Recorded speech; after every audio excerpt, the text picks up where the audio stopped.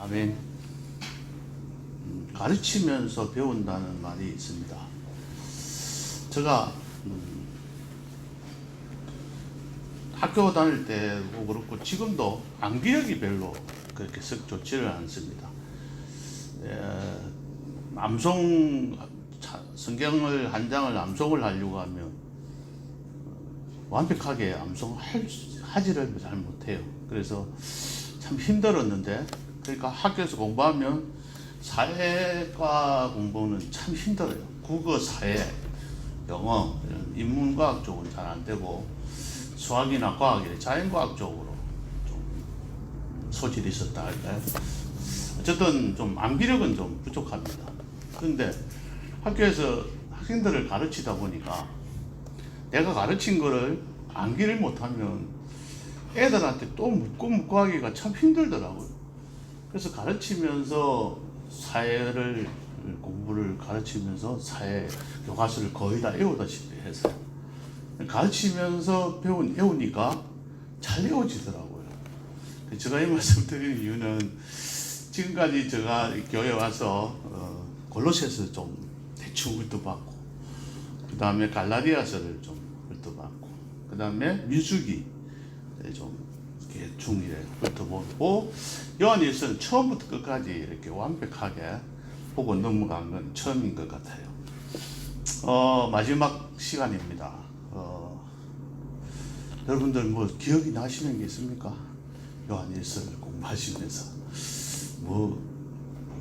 근데 제가 오히려 더 기억은 더 많이 할 것 같아요. 왜냐하면 안다고 말씀드렸듯이 가르쳤기 때문에, 가르치려고 하면 암기하기보다도 많이 보고 많이 생각을 해야 돼요. 지금까지 뭐 했지? 오늘 준비하면서도 무엇을 지금까지 이야기했지? 이걸 어떻게 정리할까? 이런 것들을 고민하다 보니까 아주 전반적인 것들이 이렇게 머릿속에 들어오게 됩니다. 그러니까 이 강의를 하다 보니 어떤 문제가 또 있냐면, 깊이 있게 들어가야 되느냐, 어느 정도 깊이 있게 들어가야 되는지, 아니면 그냥 이 성경을 읽고 여기 해석하기보다는 그냥 이 성경에서 말하고 있는 거를 나타내고자 말씀하시고자 하시는 것만 그냥 전하면 되는 거 아니냐. 여기 뜰 있는 까지 풀이를 하려고 하니까 여기서 다 좀 갈등을 느낄 때가 참 많이 있습니다. 어쨌든 몇 시간째 했는지 모르겠는데 오늘 마지막 시간으로 요한일서를 정리하면서 그동안에 우리가 어떤 생각을 가지고 요한일서를 봐왔는지, 그리고 또 이 요한일서에서는 우리가 어떤 것들을 우리 신앙 생활 속에서 적용하고 접목시켜서 살아가야 할 것인지를 한번 정리해보는 시간을 가지겠습니다. 그래서 뭐 설교라기보다는 그냥 공부한다 이렇게 생각을 하시고 한번 요한일서를 정리하는 차원으로 그렇게 받아들이시면 좋겠습니다. 요한일서의 기록 목적이 뭐라 그랬죠? 왜 요한일서를 기록했다고 했습니까? 앞에 요한일서 1장 4절에서 나오는 말씀도 있는데, 오늘 이 말씀 5장 13절 한번 읽어볼까요? 시작.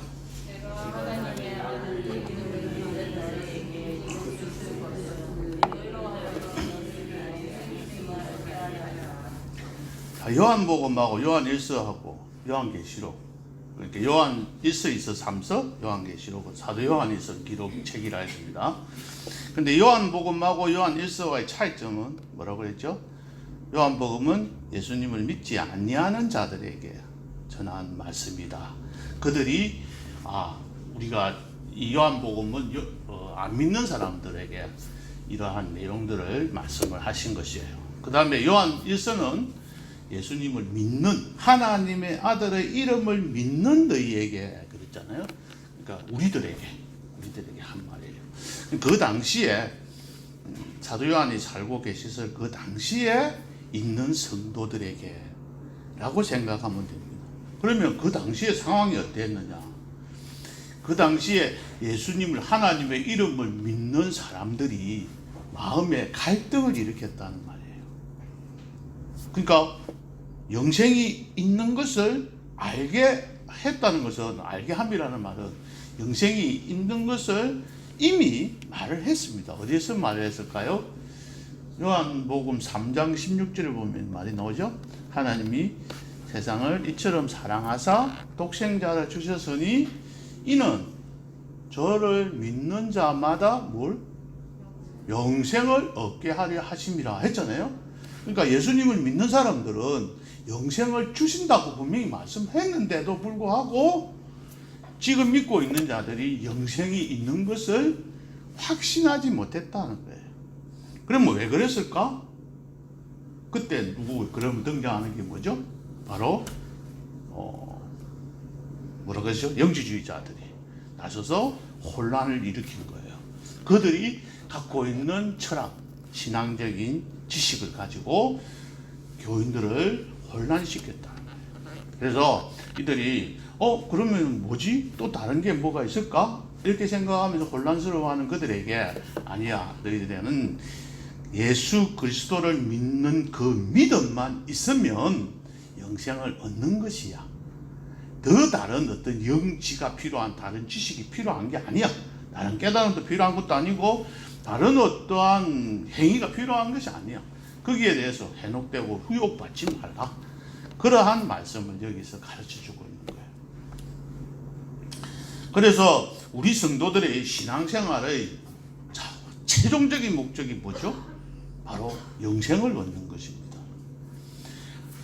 이걸 다른 말로 우리가 예수 믿고 천국 갑시다 이런 말을 하는 것은 영생을 얻으러 갑시다 이런 말을 하면 잘 못 알아듣잖아요. 일반 예수 안 믿는 사람들한테 예수 믿고 천당 갑시다, 천국 갑시다 이렇게 말하는 게 편안하고 그들이 알아듣기가 쉽지. 그들 보고 예수 믿고 우리 영생합시다 이런 이야기하면 무슨 말이야 이렇게 되니 곤란스러우니까 그냥 천국 갑시다라고 말을 하지만 실제로 우리가 예수 믿는 우리들은 바로 해야 될 것은 영생을 얻는 거예요. 그런데 이 영생은 어디에서 영생하는 것인가가 굉장히 중요하잖아요.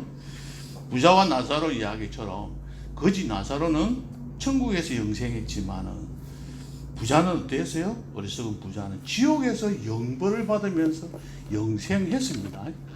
영원한 생명을 갖지만은 그는 지옥에서 영원한 생명을 가지게 되었어요. 그러니까 이게 굉장히 중요한 건 우리들에게는 영생이 있는 겁니다.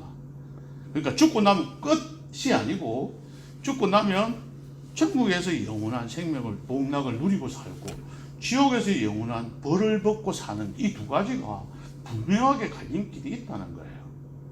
그래서 더욱더 우리가 믿는 신앙이 중요하고 우리는 영생을 얻었기 때문에 이것만 자체로도 하나님 앞에서 기쁘고 감사한 것이죠. 근데 이 자체를 우리가 뭐가 뭔지 이게 잘 모른다면 이건 참 힘든 것이죠. 그래서 영생이라는 것은 무엇을 말합니까? 성경에서 하나님의 나라 천국에 들어가는 것이라고도 말을 했습니다. 율법교사가 예수님께 나와서 뭐라고 이야기했죠? 내가 무엇을 하여야 영생을 얻으리까? 그렇게 할 때 예수님께서 뭐라고 말씀했죠? 두 가지를 말을 했죠. 첫째는 하나님을 사랑하고 둘째는 이웃을 내 몸과 같이 사랑하라. 이 두 가지 계명을 잘 지키면 네가 영생을 얻게 된다고 말씀을 하셨어요. 그러니까 그만큼 이웃 사랑도 하나님 사랑이 중요한 것이죠. 어쨌든 영생을 얻으릴까 묻었어요. 그 영생이라는 것이 바로 여기서 말하는 거죠. 요한복음 3장 16절 지금 방금 말씀하셨듯이 하나님께서 우리를 사랑하셔서 우리를 영생을 얻게 하기 위해서 우리를 죽을 수밖에 없지만 뭐로 인해서?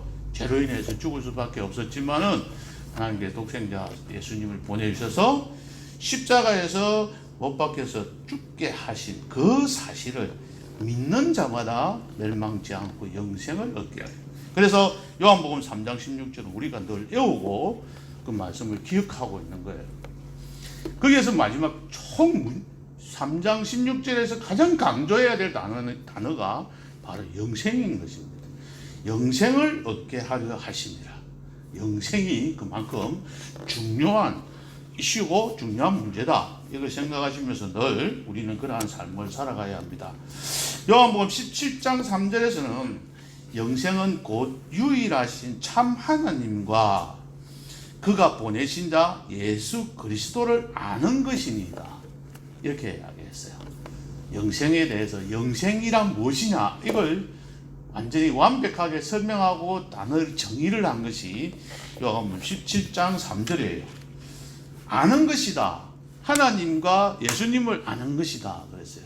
이 아는 것에 대해서는 계속 쭉 말씀을 드리죠. 그냥 지식적으로 머리적으로 아는 게 아니라 내가 하나님과의 만남을 통해서 체험적으로 느끼는 안.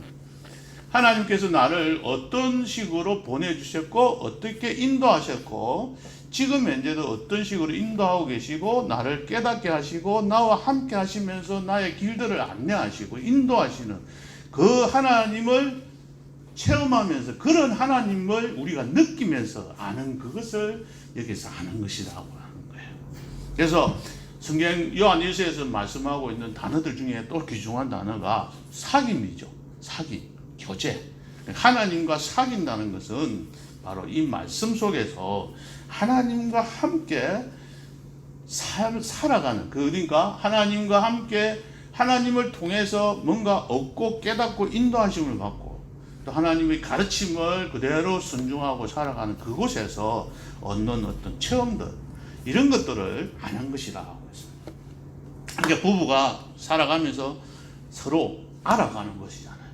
그러니까 평생을 살아도 자 조금 더 알만하다. 조금 더 알만, 한 10년, 20년 살아가서 안다. 이런 거는 아는 게 아닌 것 같아요. 30년, 40년.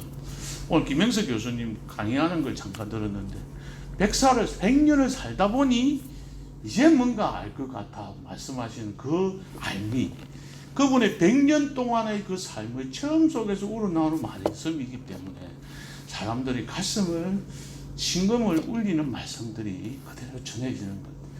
그렇게 막 어려운 단어를 쓰거나 쉽게 설명을 하거나 이런 것도 아닌데 그냥 간단하게 편안하게 말씀하시는 그 말씀이 굉장히 마음이 와닿게 되는 것은 그의 삶이 하나님 안에서 살아왔던 그 삶이 그 기쁨, 그 알미 있었기 때문에 우리들에게 전해진다고 생각합니다. 자, 그러면 이 영생은 지난번 주일에 말씀을 한번 드렸습니다. 영원히 지속되는 생명이라기보다는 바로 하나님을 알고 그와 교제할 수 있는 생명, 하나님이 주시는 풍성한 것들을 받아 누릴 수 있는 생명, 하나님 앞에 담대히 나아갈 수 있는 생명. 그래서 육신의 사망 이후에도 우리는 지옥에서 영원한 벌을 받고 살아가는 그 삶이 아니라 하나님 나라 천국에서 하나님과 함께 영원토록 살아가게 되는 그 영생을 의미합니다. 그래서 그 영생을 우리가 소망하고 살아가기 때문에 이 땅에서 살아가고 있는 힘들고 어려운 일일수도 우리는 그것을 참고 이겨내고 살아가는 것입니다. 그래서 영생을 얻는 방법은 어떻게 하는 것이 영생을 얻을 수 있습니까? 요한 1세에서 계속 하고 있었던 말입니다. 영생을 어떻게 하면 얻을 수 있습니까? 다시 생각해 보세요. 믿는 거죠? 믿음이죠. 그래서 바울이 이야기하는, 사도 바울이 이야기하는 믿음이에요. 그런데 무엇을 믿는 거라 그랬죠? 무엇을 믿는 거예요? 예수님이 하나님의 아들이신 걸 믿는 거죠. 그죠? 두 번째는 예수님이 그리스도이시다는 걸 믿는 거예요. 아주 쉬운 거예요. 그죠? 아주 쉬운 겁니다.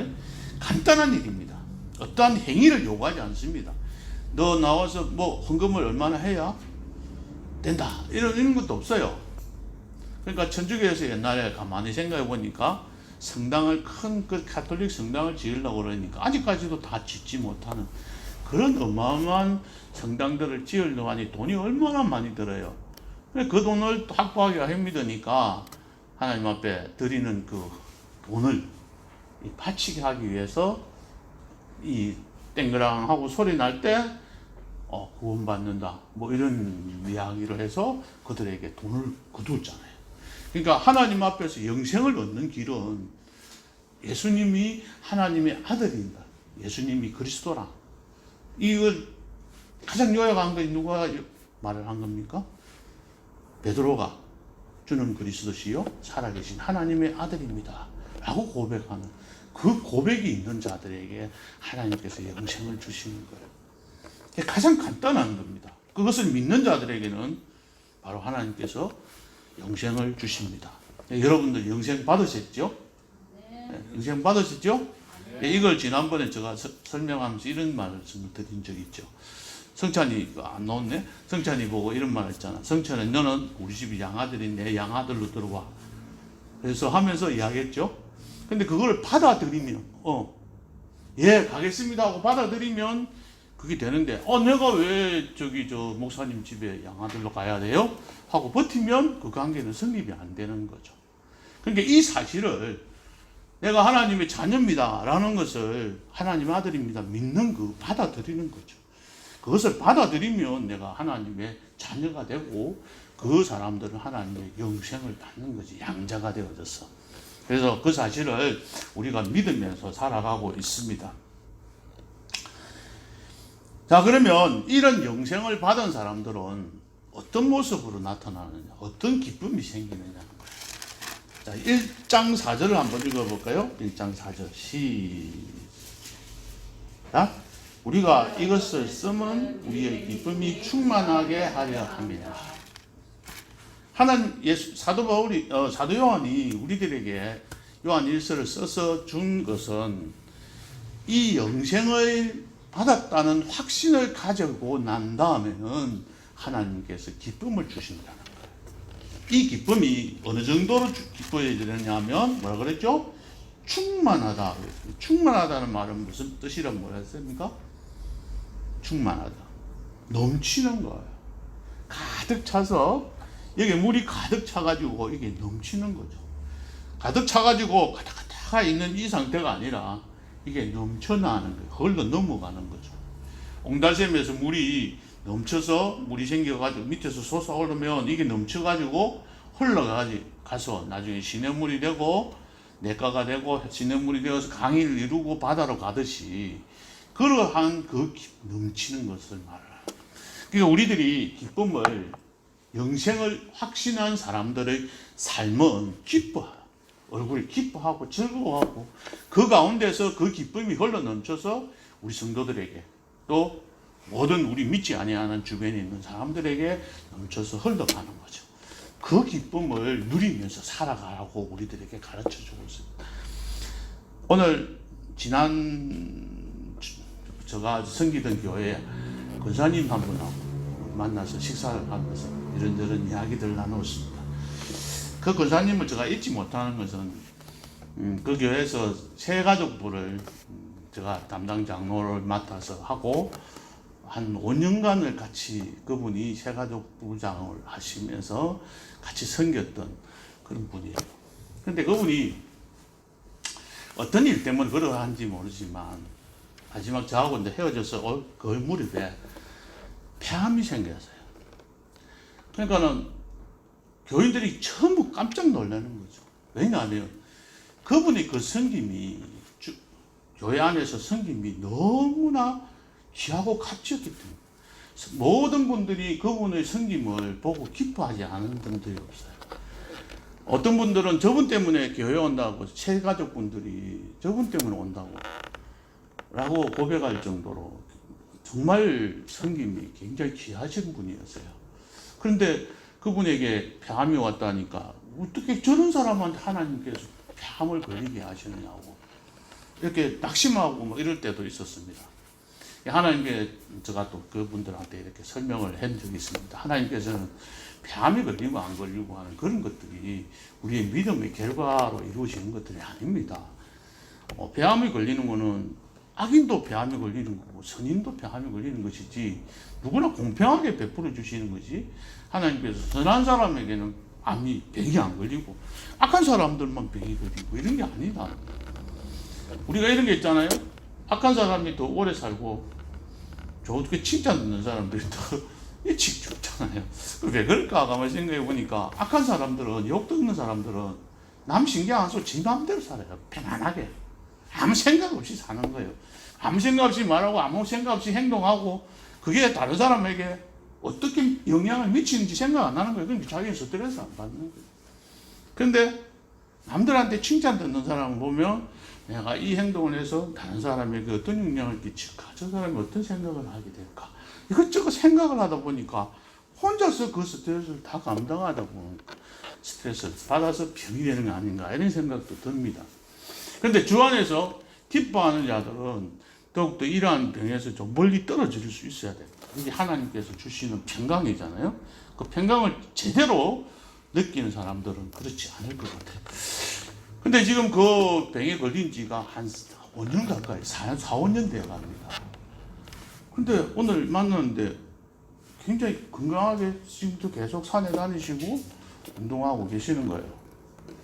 그래서 무엇일까? 어떻게 저렇게 지금까지 이렇게 있을까? 이런 생각을 하면서 쭉 대화를 나누었는데 요양병원에 가 계시면서 뭘 생각, 두 가지를 생각해요. 첫 번째는 자기 친정 모친을, 친정 식구들을 교회에 인도해야 되겠다. 이 사명을 내가 죽기 전에 이 일을 해나고 가야 된다. 하나님 나를 만약에 데리고 가시면 친정 식구들이 나 보고 뭐라고 생각하겠냐고. 예수를 믿어도 저렇게 폐암에 걸려서 죽게 만드는데 교회 가면 뭔 소리니? 이렇게 하면 하나님 뜻되지 않지 않나. 저분들 교회에 인도하기 전까지 하나님 살리달라고 기도하시고, 그래서 친정에 가서 계속 봉사하는 거예요.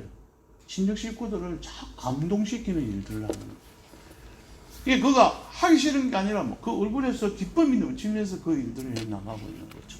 두 번째 한 일은 보니까 환우들이 전도 대상자래요. 자기 여자든 남자든 뭐 부자든 가난한 사람이든 어떤 뭐 잘생겼든 못생겼든 사람이 아니라 그 모여 있는 모든 사람들이 나의 전도 대상. 그러니까는 냉장고를, 자기 냉장고가 그 방에 있는 곳, 뭐 네 사람이 있는데 방에 냉장고 4개면 그 4개 자기끼리 다 차있대요. 그걸 가지고 음식을 만들어서 그 사람들 다 나눠준대요. 그걸 나눠줘가지고 그 사람들이 먹고 하게 만든다는 거죠. 근데 모자랄 것 같은데 자꾸 그게 채워진대. 그 속에서 어떤 그 기쁨들을 누리면서 살아가니 그의 얼굴이 남들에게도 좋게 보여지고, 그러니 그 마음에 치유가 되는 것 느낌을 받았습니다. 하나님 안에서 어떠한 기쁨들을 누리고 살아가는 그 속에서 얻는 그 기쁨 때문에 다른 사람들에게 베풀어 주는 것 때문에 하나님 앞에서 더 생명이 연장되고 그와 하나님 앞에 함께 하면서 그 얼굴이 전혀 병이 든 것 같지 않는 그런 삶을 살아가고 있는 모습을 봤습니다. 어쨌든 하나님께서 우리에게 영생을 얻은 확신한 사람, 우리들에게 주시는 것은 기쁨이에요. 이 기쁨을 우리가 누리고 살아가야 합니다. 근데 하나님께서 주시는 기쁨은 뭐죠? 평강, 희락, 그렇죠? 로마서 14장 17절에 14장 17절이죠. 하나님의 나라를 먹고 사는 것이, 먹고 마시는 것이 아니라 의와 평강과 희락이라 하는 그 말씀에 한번 설교를 하면서 말씀을 드린 적이 있습니다. 희락과 대조되는 개념이 뭐라고 했죠? 비슷한 쾌락. 쾌락은 자기 자신을 위한 기쁨. 희락은 나를 통해서 남이 기뻐하는 것을 보고 내가 즐거워하는 내 마음속에 생기는 그 기쁨. 이게 희락인 거예요. 그러니까 하나님의 나라에서 우리가 교회 안에서 신앙생활하는 사람들이 누리는 그 기쁨은 내가 즐거워지려고 교회 오는 것이 아니라 내가 다른 사람에게 어떻게 베풀어 주면서 그 사람이 즐거워하는 모습을 보고 내가 기뻐하는 거예요. 새가족부 공부하면 주로 제가 굉장히 기뻐하거든요. 가르쳐 보면 앉아 계시는 분들이 얼굴이 바뀌어지고 변화가 막 즐거워하는 모습이 얼굴이 눈에서 보이잖아요. 그때 그 내 자그마한 나의 어떤 말씀을 통해서 변화되는 모습을 바라보면 굉장히 기뻐요. 그런 기쁨, 그게 희락이에요. 나의 어떤 헌신과 나의 희생이나 나의 봉사나 나의 어떤 섬김을 통해서 상대방이 즐거워하는 모습을 보고 내가 기뻐해지는 그 기쁨이 희락인 거예요. 그러한 기쁨을 하나님께서는 요구하시는 겁니다. 오늘 14절부터 21절까지 20절까지 14절에서 20절까지의 세 가지의 기쁨을 말씀을 하고 있습니다. 첫 번째 기쁨은 14절에 봅시다. 담대합니다. 어떻게 담대하냐? 담대하게 하나님 앞에 나아가서 무엇을? 하나님 앞에 구하면 들어주시는, 하나님 앞에 기도하시는 기도의 기쁨이에요. 기도를 통해서 얻는 확신의 기쁨입니다. 영생을 확신한 성도들이 갖는 기쁨은 기도의 기쁨인데, 이 기도가 어떤 기도일까요? 내가 원하는 대로 하나님 앞에 기도해서 하나님께서 이런 기도할 수 있는 특권을 주셨구나. 이런 거는 기본적으로 우리가 가지고 있는 거예요. 나의 힘들고 나의 어려운 것들을 나를 만드신 창조주 되신 하나님 앞에 내가 구하면, 하나님 앞에만 말씀을 드리면 하나님께서 다 들어주신다. 그런 확신, 그런 것도 가지고 오는 기쁨이에요. 또 어떤 장로님 새벽 기도가 끝나는 날, 내가 죽는 날이다, 제목을 정확하게 모르겠는데 그 책을 쓰신 장로님 그 간증을 보면 이런 말씀이 있어요. 교회에서 신앙생활 하다 보면 억울한 일이 참 많이 생기잖아요. 나는 분명히 이 일을 이렇게 하려고 한 게 아닌데 상대방이 못 알아주고 마음 상하고, 또 상대방이 나를 어떻게 업신여기 이런 어떤 안 좋은 일들이 있으면 하나님 앞에 가서 일러 바친대. 하나님 앞에 기도하면서 일러 바친대. 하나님 이러합니다 하고 하나님한테 다 일러 바치면 하나님이 알아서 잘 해결해 준다. 그런 하나님을 자기가 느끼고 알아갔던 그 사람이기에 그분은 평생에 새벽 기도를 한 번도 안 빠지고 하나님 앞에 드리는 거예요. 어느 곳에 가든지 그곳에서 분명히 새벽 기도를 한대요. 저는 그렇게까지는 못합니다만은 어쨌든 그분의 그런 기도를 통해서 자기가 얻는 그 기쁨들이 있어요. 근데 오늘 여기서 말씀하시는 기쁨은 어떤 기쁨이냐면은, 첫째는 하나님의 뜻대로 구하는 기도예요.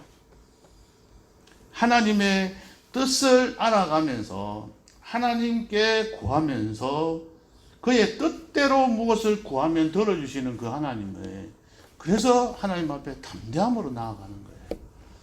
우리가 자녀들이 이렇게 생각합시다. 부모에게 뭘 달라고 구하기 위해서 왔어요. 그런데 성준이가 만약에 아빠한테 와서 뭐 달라고 왔어.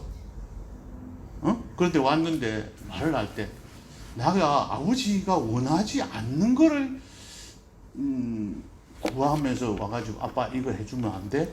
이렇게 만약에 할 때 성준이 어떻게 담대하게 못 나가죠. 그죠? 네 욕심 차리라고 왔으니까. 그렇지. 그런데 이거는 분명히 아버지가 원하는 것일 거야. 아버지가 바라는 것일 거야. 그러니까 이거를 내가 아버지한테 달라고 이야기해봐야 되겠다 생각이 드는 한 가지가 있으면 성준이 어떻게 아빠한테 나가서 탁 갈까? 그때는 담대하게, 그지? 자신있게 가가지고 아빠 이거 안 들어주면 아빠 손해야. 이렇게 하면서 탁 나서서 아빠에게 요구할 수 있잖아요. 그러니까 아버지의 뜻을 알고 구하는 사람은 담대하게 나아가서 아버지의 뜻대로 구해서 그것을 얻게 되는 것이죠. 그러면 아빠가 분명하게 해주는 거잖아요. 안 돼! 이렇게 하겠어요? 아니잖아요. 그죠?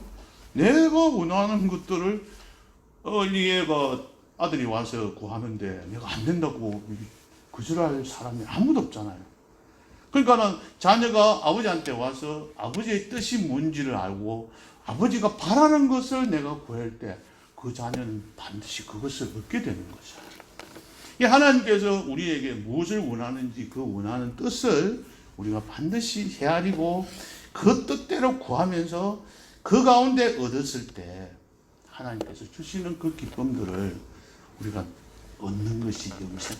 그래서 영생을 확신한 사람은 하나님 앞에 구하고 기도하는 기도가 달라지는 것이죠. 하나님의 뜻에 합당한 것을 간구하는 거예요. 그것을 구했을 때 하나님께서는 들어주시고 그것을 얻은 줄로 생각해라 그런 거예요. 내가 필요한 거, 나는 휴대폰이 아니라 필요한데 아빠 휴대폰 주세요 하고 했는데 아빠가 주실 줄 믿습니다 하고 아빠한테 가서 원했다. 뭐 S10을 사주세요 하고 막 가서 구했다. 지가 갖고 싶지만 부모는 아무리 그래도 안 들어주죠. 근데 들어주실 줄 믿습니다 하고 막 아빠한테 와서 달라고 한다 그래 하더라도 부모는 안 챙겨주는 거잖아요. 그래서 우리가 하나님 앞에 구할 때 하나님께 아까도 말씀드렸듯이 뜻에 뭔지를 우리가 정확하게 파악하는 것들 굉장히 중요하다. 두 번째, 또 어떤 기도를 하는가요? 16절에 한번 볼까요? 누구든지 형제가 사망에 이르지 아니하는 죄 범하는 것을 보거든 구하라. 그리하면 사망에 이르지 아니하는 범죄자들을 위하여 그에게 생명을 주시리라. 그러니까 우리가 기도가 어떤 기도가 되어야 되냐면, 우리 성도가 함께하는 형제가 나와 주변에서 같이 이 교회에서 함께 섬기는 그 형제가 죄를 짓거든. 돌아다니면서 야 이봐 김 집사 박 집사 이러봐, 그만 그뭐 어떻고 하고 욕하고 빈둥대고 그런 막 소문내고 이렇게 하는 것이 아니라 하나님 앞에 기도하라고 했잖아. 그러면 하나님께서 그 사람에게 생명을 주시리라. 형제가 사망에 이르지 않은 죄를 범하는 것을 보고 그들에게 기도하고 간구하는 그 가운데서 서로의 교제가 이루어지는 거죠. 그런 기도를 하나님 앞에 드릴 때 하나님께서 어떻게 보여주시게? 정말 이거 참 대단하다. 자기 위해서 기도할 것도 많은데 형제가 죄를 보면서 그걸 안타까워하면서 눈물을 흘리면서 하나님 앞에 나와서 그 형제가 회개하고 돌아오기를 기도하고 간구하는 그 기도 소리를 하나님께서 들으시고 얼마나 기뻐하시고, 또 그 기도를 드린 사람의 그 마음에는 진짜 참된 기쁨이 생기는 거죠. 그걸 기도를 할 때 눈물을 흘리면서 하나님, 그 성도들을, 그 형제를 하나님 어찌하든지 하나님께 돌아오게 해주세요 하고 기도하는 그 간절한 그 기도에, 그 기도를 드린 사람의 마음에 생기는 기쁨이에요. 하나님께서 주시는 기쁨은. 그러한 기쁨을 누리는 여러분들이 되시기를 바랍니다. 그 다음 두 번째 기쁨은 어떤 거냐면 죄사함을 통해서 얻는 기쁨이에요. 여기 계속해서 나오는 보면 사망에 이르지 아니하는 죄가 있다. 또 그 다음에 17절에 보면 불의가 죄로 돼 사망에 이르지 않은 죄도 있는데 16절에 보면 사망에 이르는 죄도 있다 그랬어요. 여기 사망에 이르는 죄가 무엇이고 사망에 이르지 아니하는 죄가 무엇이냐, 여러 가지 이야기들이 참 많이 있어요. 이렇게 생각합시다. 사망이라는 것은, 여기서 사망이라는 것은 영적인 사망을 말하는 겁니다. 우리가 육체적으로 이 몸이 육체가 죽는 그 사망을 말하는 것이 아니라 영적인 사망을 말하는 것입니다. 그러면 영적인 사망을 가져오는 경우는 어떤 경우가 영적으로 사망하는 거예요? 예수님을 믿지 않는 것이 영적으로 사망되는 거예요. 그러니까 죄 가운데서 죽을 수밖에 없는 우리들인데, 이 사망에 이르는 죄는 바로 예수님을 부정하는 죄예요. 예수님을 그리스도로 인정하지 않는 죄, 고백하지 않는 죄. 예수님이 하나님의 아들이라는 것을 믿지 않는, 그리고 다른 쪽으로 생각하고 그 사실을 받아들이지 않는 자들이 바로 사망에 이르는 죄를 지은 것이죠. 그래서 성령을 해방한 죄입니다. 그게. 그러니까 하나님을 부인하는 거예요. 그럼 이 당시에는 어떠냐면 영지주의자들이 떠났다고 그랬잖아요. 교회를 떠나갔습니다. 예수님이 하나님의 아들이 아닌 성육신을 믿지 않았다고 그랬지 않습니까? 그러니까 세례를 받을 때 성령이 내려왔다가 십자가에서 죽을 때가 아니고 죽기 전에 성령이 떠나버렸기 때문에, 만약에 성령이 있었으면, 영이 있었으면 예수님이 죽지 않고 그 십자가에 안 죽었을 텐데 싹 떠나버렸기 때문에 죽었다.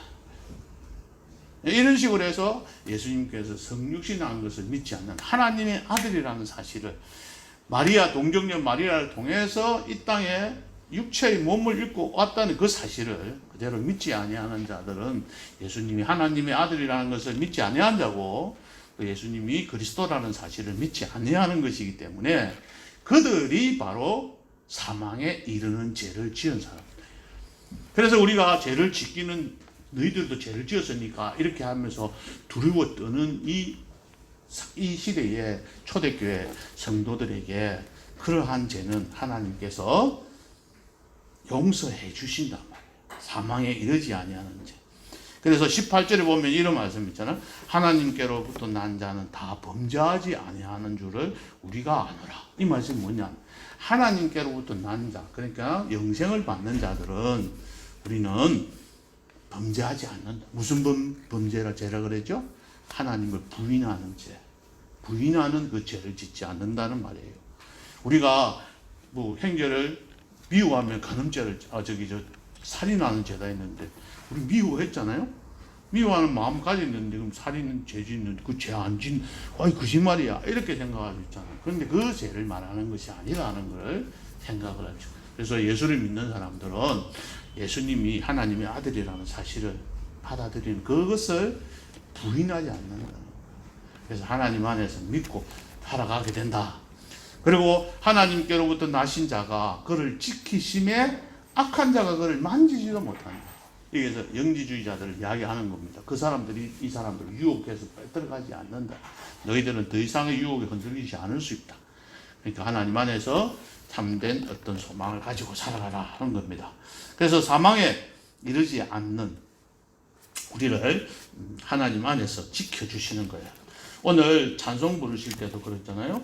주님께서 내 짐을 대신 지어주셨으니 우리는 기쁘고 그 생명을 버려서 나를 구해 주셨기 때문에 우리는 죄 사함을 받았으니 우리가 기쁨을 받았다는 거예요. 혹시 철로역정 책을 아시나요? 이름은 들어보셨죠? 고전이잖아요. 고전의 특징이 뭔지 아십니까? 다 책이 있는 줄은 아는데 읽어본 사람은 적은 게 고전이에요. 재화벌 이런 책들 보면 재화벌 책 읽는 거 아시죠? 대한민국 사람 재화벌이라는 책이 있는 줄 모르는 사람은 건 간첩일 거예요? 다 알아요. 그런데 읽은 사람은 별로 없어요. 그게 고전이에요. 그래서 철로역정도 마찬가지로 좀 그런 것 같아요. 근데 그 책을 한번 사셔가지고 쭉 한번 읽어보세요. 저는 다시 한번 읽어보고 있는데 한번 그것 갖고 설교할 때도 좀 이야기할까 싶어서 읽고 있는데 우리가 철로역정이란 천자가 하늘 천자는 길로자에 하늘로 가는 길에 생기는 그 여정이에요.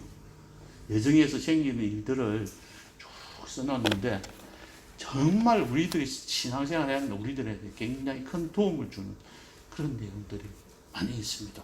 어쨌든 그러한 가운데서 죄를 지었고 그 죄짐을 그걸 짊어지고 갈 때 그 어려움들을 벗어버리고 난 뒤에 그 깨끗함. 야, 이제 해결되었네가 아니고 또 가는데 하늘나라까지 가는 데에 또 다른 여러 가지 유혹들이 많이 있어요. 그러니까 우리는 하나님 안에서 예수님이 하나님의 아들이시고 그리스도라는 이 사실을 믿지만은 믿어서 영생을 얻었지만 이 속에서 항상 기쁨을 누리고 살아가야 하는데 그렇지 못하고 자꾸 헷갈릴 때가 많아요. 왜 그럴까요? 세 번째 주시는 기쁨이 없기 때문에 그래요. 세 번째는 확실한 아는 것이 지식이에요. 자, 오늘 14절에 볼까요? 15절에 보면 또한 아느니라. 그것을 얻은 줄을 아느니라. 그에게 구한 그것을 얻은 줄을 알기 때문에 누가 무슨 소리를 해도 나는 얻었어. 이렇게 담대하게 이야기할 수 있는 거예요. 그랬나? 아닌가? 이렇게 아는 거예요. 또 18절에 보면 우리가 아노라. 무엇을 알아요? 하나님께로 난 자는 범죄하지 않는다. 하나님께로 난 자는 예수님을 부인하지 않는다는 걸 나는 안다. 그러니까 이거 흔들리지 않는 거죠. 세 번째는 어떤 걸 아는 거예요? 19절. 또 아는 것은 우리가 하나님께 속하고 있고 온 세상은 악한 자에게 속하였다. 이 사실을 우리가 아는 거예요.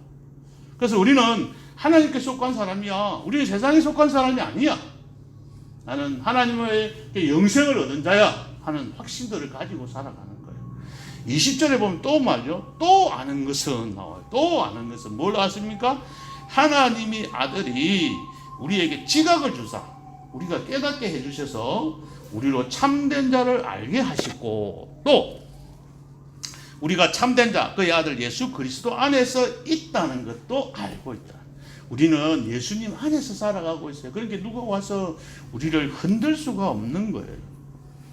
그는 참 하나님이시고 영생이시다. 우리에게 영생을 주시는 하나님이시다는 그 사실을 확실하게 아는 지식 때문에 기뻐하는 거예요. 그래서 이런 것들 기쁨 속에서 우리들이 살아가야 합니다. 영생을 확신한 성도들에게는 첫 번째, 담대하게 하나님 앞에 기도하는 거예요. 담대한 사람은 어떻게 담대하다 그랬습니까? 하나님의 뜻을 알아서, 아버지의 뜻을 알아서 자식이 구하는 것처럼 하나님의 뜻을 알아서 하나님께 구하는 사람은, 하나님의 뜻대로 구하는 사람은 하나님께 담대하게 나아갈 수 있는 거예요. 그래서 기뻐하는 거죠. 제가 자주 한 번씩 이야기하는데, 제가 초등학교 교사이기 때문에 아들, 딸은 참 잘 키울 거라고 자신 있게 살았습니다. 총각 때 학부모들이 와서 뭐 자녀에 대해서 상담을 하면, 애를 왜 저렇게 밖에 못 키우나, 나는 절대 그렇게 안 키울 건데, 이런 생각을 하면서 비웃기도 하고 좀 그런 했었습니다. 그런데 결혼해서 애 낳아 보니까 너무 안 되는 거예요. 그때 제가 하나님 앞에 기도한 게 뭐죠? 하나님, 어떻게 기도하면 하나님 들어주실까? 고민을 좀 했어요. 하다가 기도한 게, 하나님, 제 아들, 딸 잘 키워가지고 잘 되면 누가 득일까요? 알았어요. 하나님, 누가 도움이 될까요? 제가? 저도 도움이 되겠죠. 그런데 누가 제일, 얘들 크면 하나님 나라를 위해서 일할 애들인데, 얘들 잘 돼야 하나님한테 도움이 안 되겠습니까? 하나님 알아서 잘 키워가고 하나님 잘 써먹고 있어. 나는 모르겠습니다. 나는 일단 하나님의 자식이라고 내한테 주셨고 선물로 주셨는데, 내가 그 선물 다시 되돌려 드릴게요. 하나님 알아서 키우세요. 이렇게 기도를 했습니다. 하고 나니까 마음이 편안하더라고요. 왜? 하나님 알아서 키울 거니까. 내 생각하고 내 계획대로 키우는 게 아니라 하나님의 계획대로 키우실 거니까. 그래서 내 마음이 담대함을 얻으면서 기뻐지더라고요. 마음이 편안해지더라고요.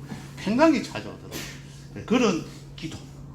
그 다음에 형제가 마음 아파하고 죄를 지었을 때 그걸 위해서 기도함으로 그가 나아지는 그 모습을 바라보고 우리가 기뻐해야 합니다. 두 번째 기쁨은 내가 주 안에서 죄 사함을 얻은 거예요. 이제 죄 때문에 내가 고민할 게 없어요. 하나님 앞에 물론 나와서 우리의 그동안 잘못된 것들을 용서를 구하고 또 형제를 미워했거나 아닌 게 자시무례한 게 있으면 기도해가지고 우리가 고침을 받아야죠. 그러나 여기서 말하는 영생에 이르지 못하는 죄를 짓지는 않잖아요. 그래서 우리는 담대하게 나아갈 수 있는 거예요.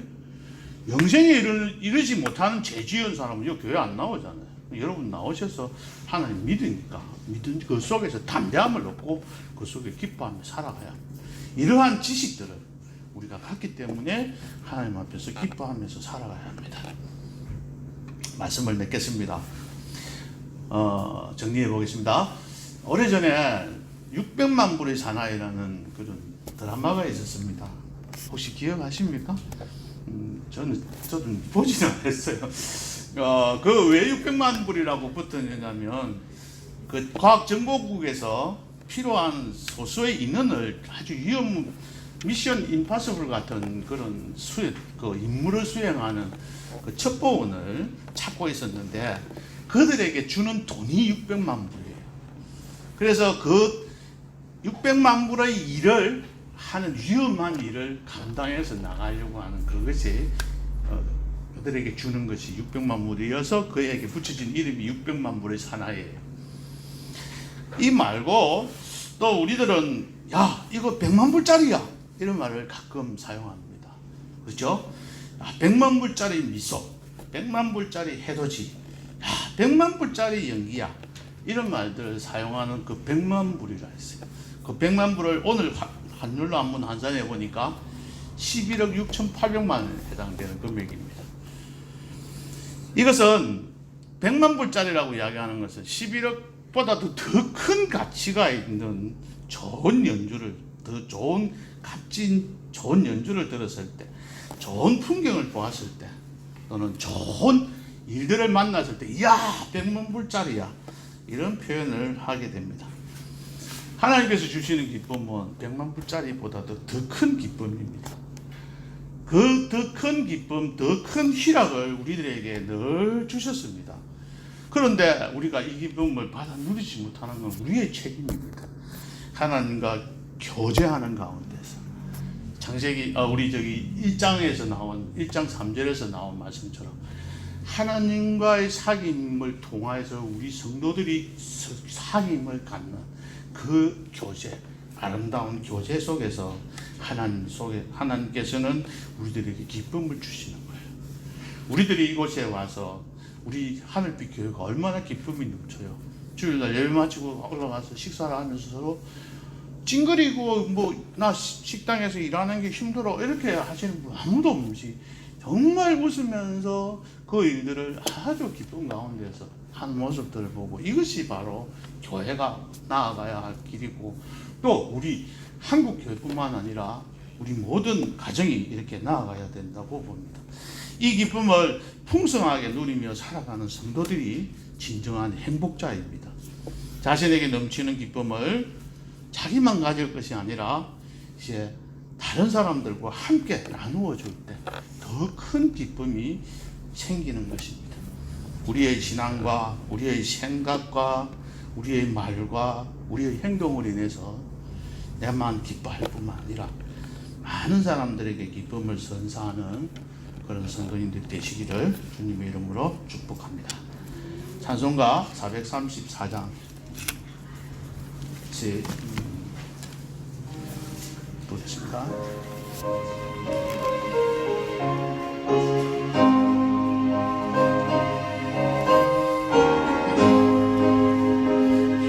귀하신 친구에게 계시니 나 주 안에는 기쁘다.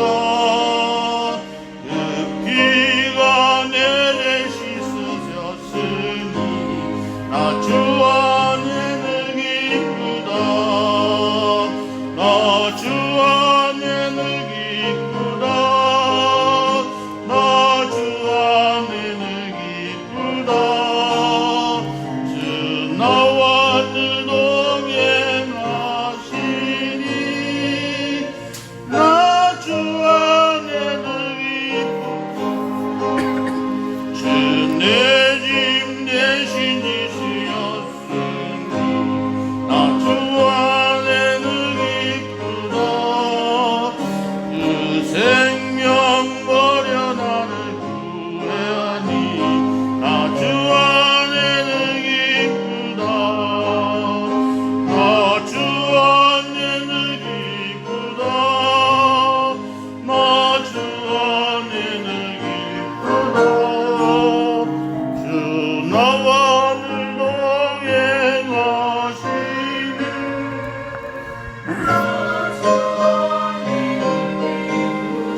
주은 종매일 내게 다니 내일 내게 거하니 나 주 안에는 기쁘다. 그 악한 죄악 세상이키니 나 주 안에는 기쁘다. 나 주 안에는 기쁘다. 나 주 안에는 기쁘다. 주 나와 늘 동행하시니 나 주 안에는 기쁘다.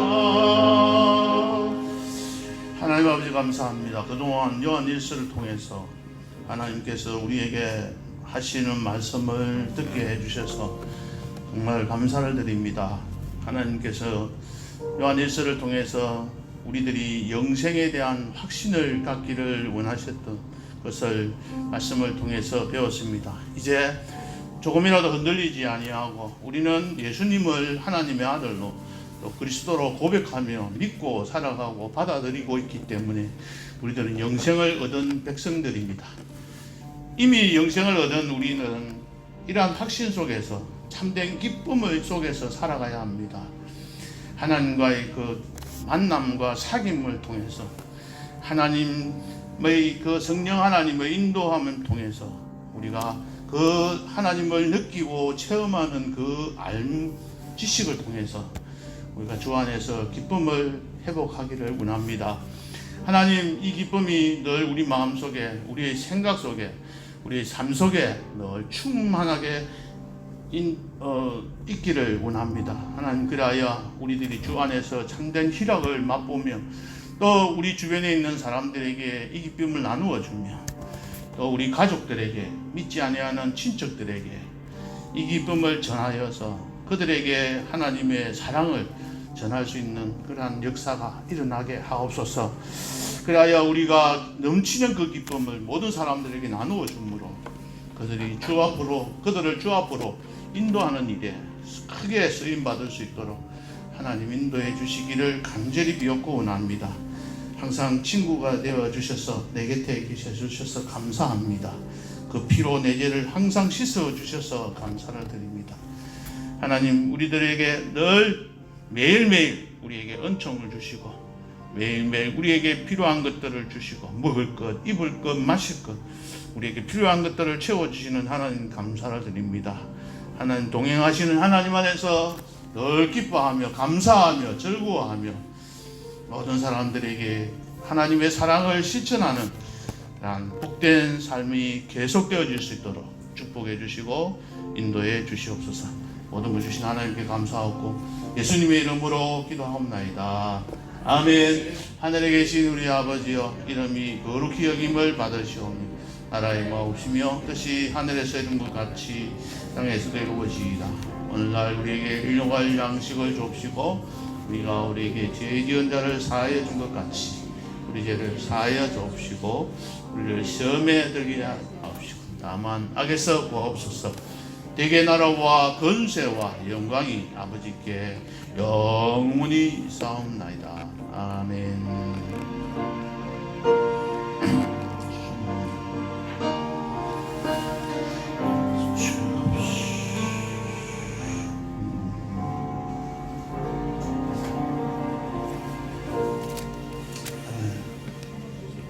분위기 따라하세요.